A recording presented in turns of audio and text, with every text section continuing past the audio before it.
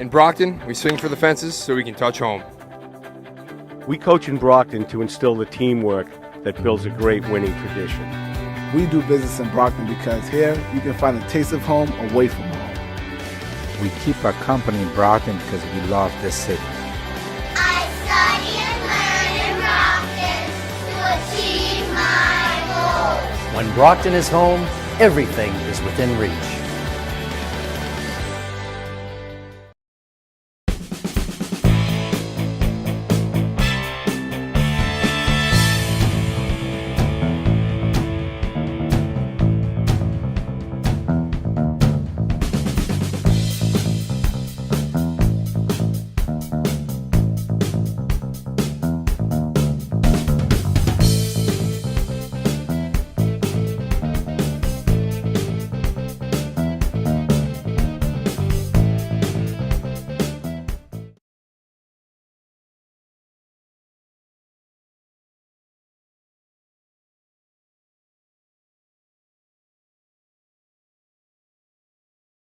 So I'd like to first start off by thanking our partners, because the Champion Plan doesn't work without all the great partners we have, and I can't mention them all, but certainly the Gandara Center and Brewster Ambulance and the Brockton Area Prevention Coalition, and of course along with the Brockton Police Department, where the Champion Plan really begins when folks walk into the Brockton Police Station.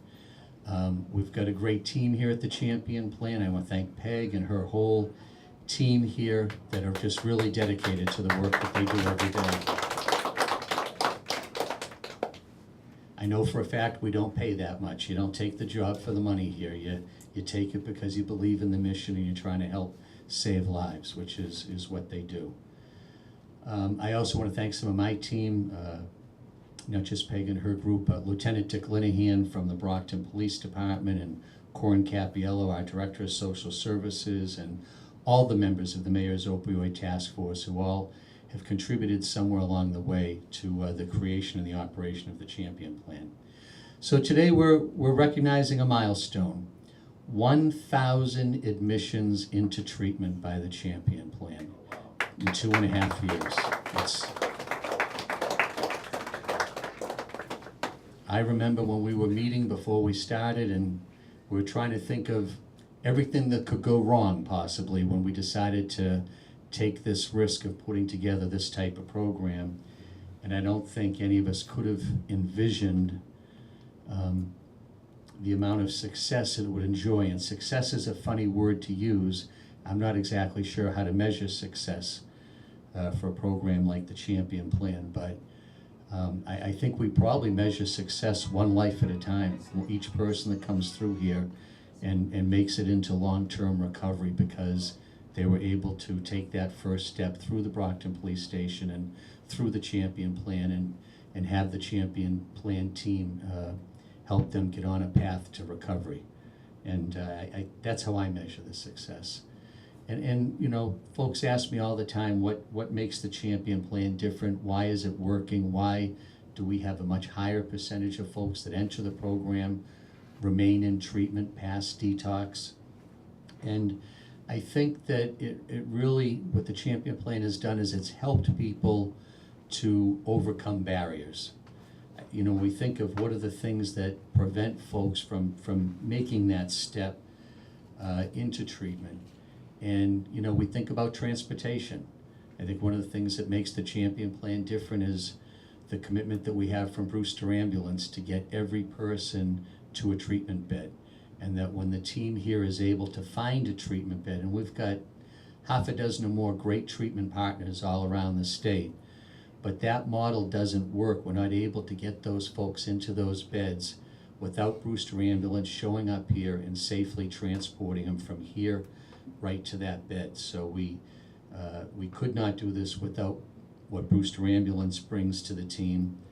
And I think the result of that is the training and the work that's here, Brewster Ambulance providing the transportation. And then I think it's also, a lot of it is relationships. The people that work here at the Champion Plan have built relationships, long-term working relationships with the various treatment centers and facilities that we work with. So we're able to communicate well And I think we've earned the trust of the people that accept people into treatment for us. And the result of that is the waiting time being dramatically lower than what people think it would be. And what I know from my own experience it is for many individuals and families. I mean, I could tell you hundreds of stories about individuals or families who are ready to finally take that step into treatment, and they were ready for a couple of hours.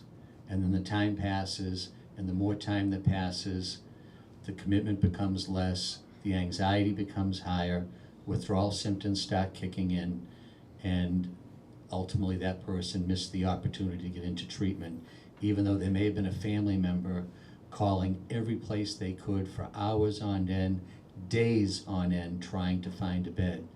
And when you think about what they're able to do here, finding people a treatment bed on average in about an hour or two, which I still have trouble believing, except I've seen the data, and that's really what happens here.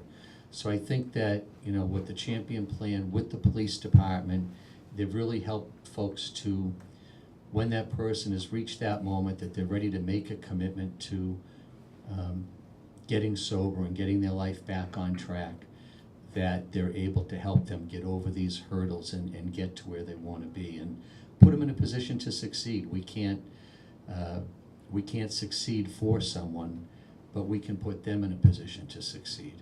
And I think that's a lot of the great work that they do here. What makes the Champion Plan a little bit different too, I think the Champion Plan was really the first police-assisted recovery plan that embraced this newer concept of recovery coaches and incorporated recovery coaches directly into a police-assisted recovery program. And you know, the results are not just the follow-up, but the fact that folks have had specialized training. They've learned techniques, motivational interviewing, sharing some of their own experiences, and they're able to effectively help people to stay on track past just a 3 or 4 day detox. And I think that none of us that are in any way involved in this plan are satisfied with where we're at. We know that there's a lot more to be done than what we're getting done at this point. And so we're constantly trying to think of ways to reach more people.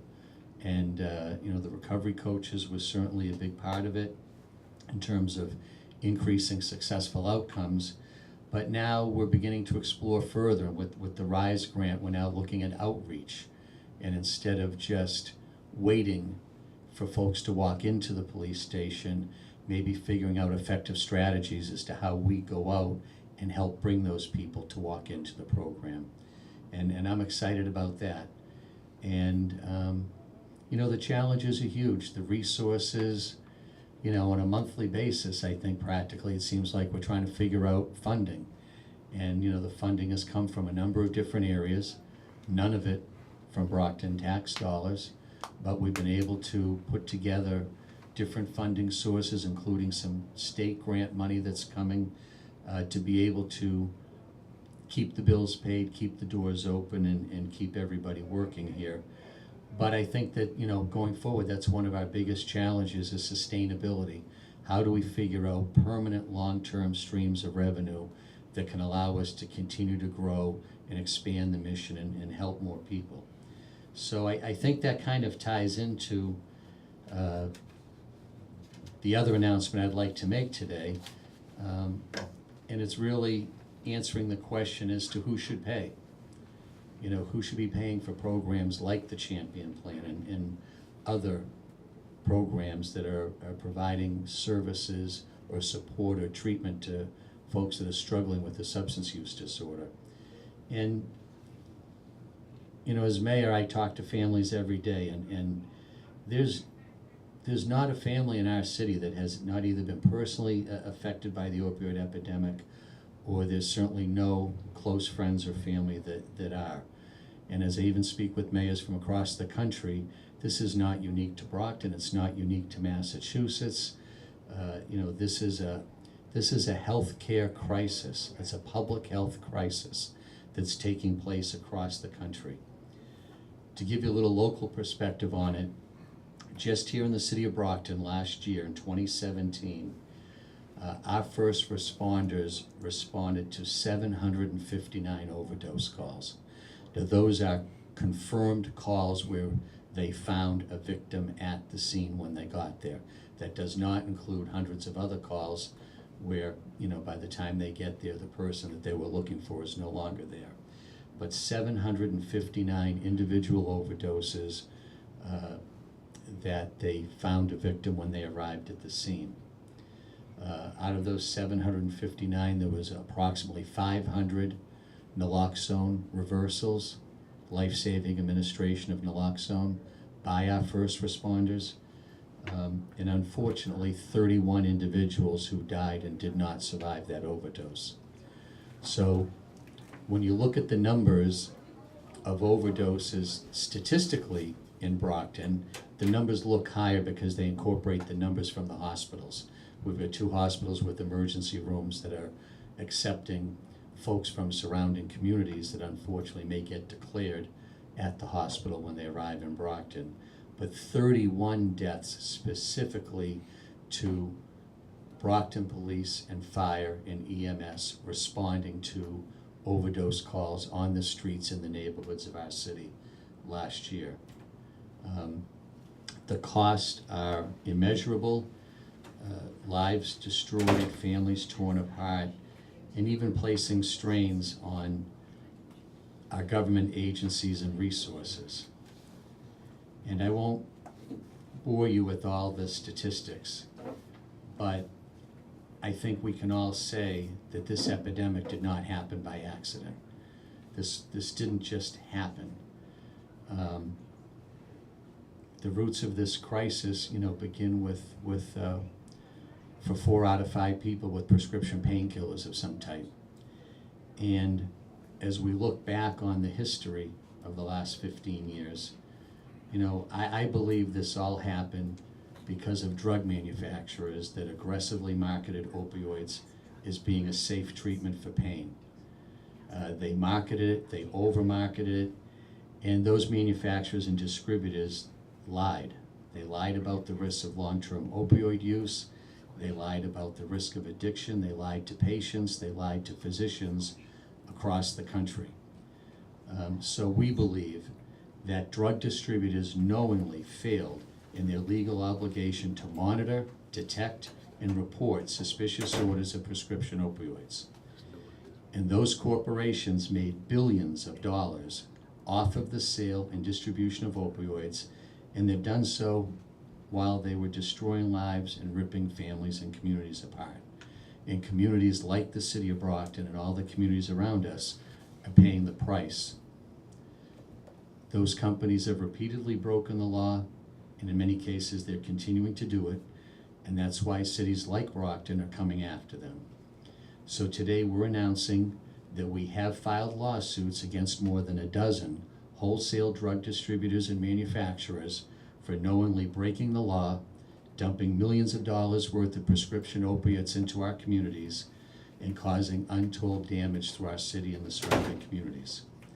And no matter what we receive in terms of reimbursement, it will never bring back the many lives that have been lost. But we have to start somewhere, we have to draw a line in the sand, and we have to break this cycle of opioids being prescribed in a way that leads to the public health crisis that we face today. So, I realize that there's no magic solution for combating this public health crisis, but I do believe it's time for cities like Brockton to go on offense. And I believe this litigation that we have filed is a crucial step in the right direction. So, we look at what's motivating those companies is greed. It's not good for the people of Brockton, it's not good for the people of Metro South, and it is our intention, joining a number of communities across the country, to hold these drug companies accountable for their actions. So we've taken those steps today, and I really believe that when we talk about what damages could be in the future, and the damages being sought are unspecified right now, but I think one of the appropriate damages that needs to be paid is funding for programs like the Champion Plan. that they've created this havoc and devastation in our communities. They need to help us fund the solutions in getting out of it. So I appreciate everyone being here today. It's a pleasure for me to be here at the Champion Plan, celebrating Recovery Month, and most importantly, recognizing all of our partners here in the Champion Plan, everyone that participates in some way, for helping about 700 individuals gain 1,000 treatments into admission in the past 2.5 years. It's an incredible record of achievement, and I personally thank each and every one of you for what you do every day. Thank you.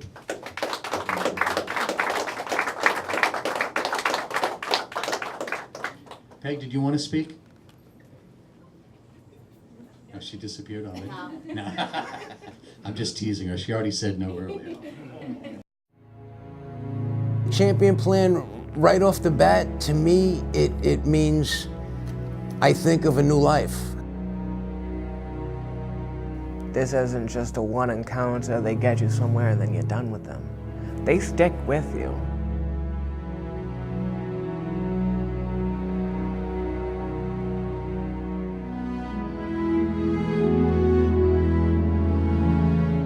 What the Champion Plan really is, it's police-assisted recovery. The idea is that anyone who's struggling with any form of addiction can walk into the police department and ask for help. Well, the process is very effective. When the person has their moment of clarity, they come into the station, which is a big step. That's a big first step. When they come into the lobby, they're identified, they're put into our computer, and then we have to run a warrant check. If they have a warrant, we have to arrest them, we bring them to court, and we've had 100% as of today that come back to join the Champion program after they clear their warrant. Okay, so what we're gonna do is we're gonna run your name, okay? Make sure everything is clear, make sure there aren't any warrants, okay? Once that clears, I'll put in a call and we will give them a call. They'll come pick you up within 15 minutes or so, okay? Also, I need to let you know we have to pack frisk you just for their safety, okay? All right, so have a seat for a minute, okay? If they're okay with warrants, then we do a query check on them. If they clear the query with the parameters we have on that, then they're accepted into the Champion Plan. We call over to our partners, and a champion will come over, one or two, and they escort them to the program.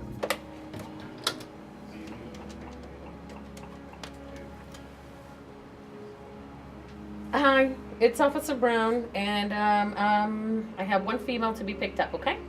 All right, thank you. And then we partner with the Gandara Center to take it from there and help individuals with placement of what they're interested in, whether it be detox, outpatient, CSS placement, provide transportation through Brewster, and follow up with them with recovery coaches. They will call us to transport someone to a facility for detox, medical detox, or wherever it may be. It makes us feel great to be able to help out because it is a barrier for some people. They're unable to get these rides that they need because they may be going to Springfield. Sometimes they even go to Rhode Island. There's a facility in Rhode Island that we go to also. So it makes us feel great to be able to help out.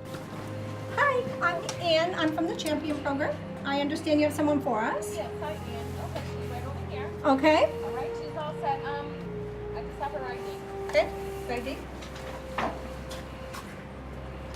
What we've done is not just put a person in a detox, we've put a person into a pipeline of treatment, a continuum of treatment with constant follow-up by a recovery coach who's going to be always assisting and motivating this person to continue on to the next level of treatment.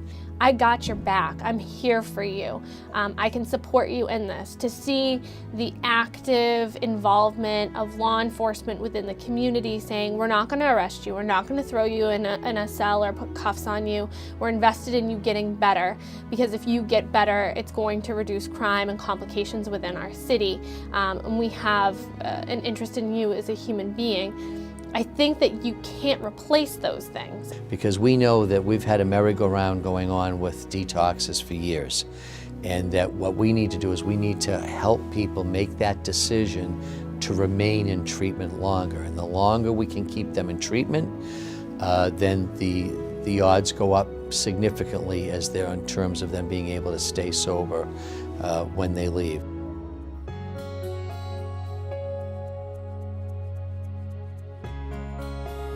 I think the most wonderful thing about the program is the number of people that they've been able to help in such a short amount of time. In just 10 months in 2016, they served almost 300 people, and many of those people multiple times. And I think one of the things that they're proudest of, and I think is a huge success for them, is that 13% of those people, this was the first time that they had access treatment services. So this is the first time they tried to get help, and they came to the Champion Plan for that help. We would argue that the Champion Plan is really at the cutting edge of policing. The Brockton Police Department is in a true partnership with the treatment community. Police traditionally address issues of the drug problem by attempting to arrest their way out of a problem. We know with pretty well documented evidence that there's limits to the arrest response. Most of the clients that they receive or treat, 87% of them are going into a detox program, and they're transported right to that program. The Champion Plan, the wait time between a client entering the program and the Champion Plan staff finding a treatment bed for them is less than 2 hours. So it is really about spending a little bit of money on the front end of a problem in order to prevent the further escalation of a problem.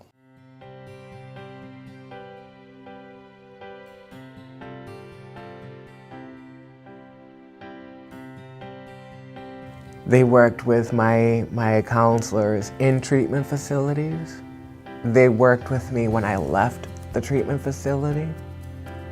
And unfortunately, there was a time where I slipped, and you know what? They didn't give up. They didn't down me for it. They just said, that's okay. It's a part of recovery, and you'll come back. The Champions Plan, to me, is a lifesaver.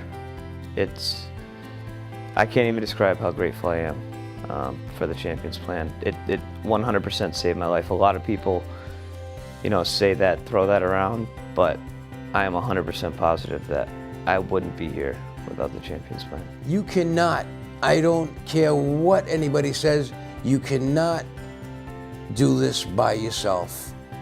You need help. You have to have other people to help you. And that's what the Champion program does.